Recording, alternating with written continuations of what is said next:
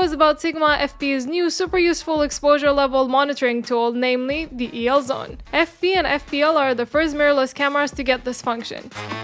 EL Zone is a type of false colors. Essentially, the false colors assigns different colors to areas of different brightness levels. The false colors that we're used to have a %IRE scale.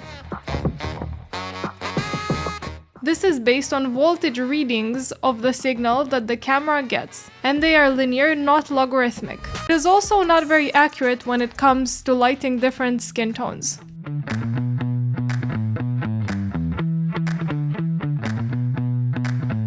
EL Zone addresses this problem with accurate skin tone exposure as well as IRE to f-stop approximation.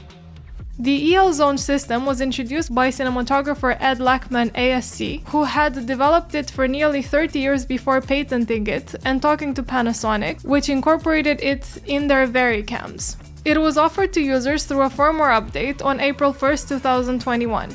The system uses a color code where hues correspond to different f-stops. 0 EV is the midpoint, so here the 18% or middle gray is actually a gray hue finally. The other exposure values are marked with respect to 0 EV, the same notation that you have for your camera's exposure meter. Another good thing is that immediately to the left and to the right you've got separate hues for half f-stops. That half a stop there is important when trying to decide the optimal exposure for skin tone. Overblown highlights are shown in white, and crushed shadows in black, which I find easy to remember in terms of color coding. The downside of this system is that it doesn't warn you where the highlight clipping point is for each ISO.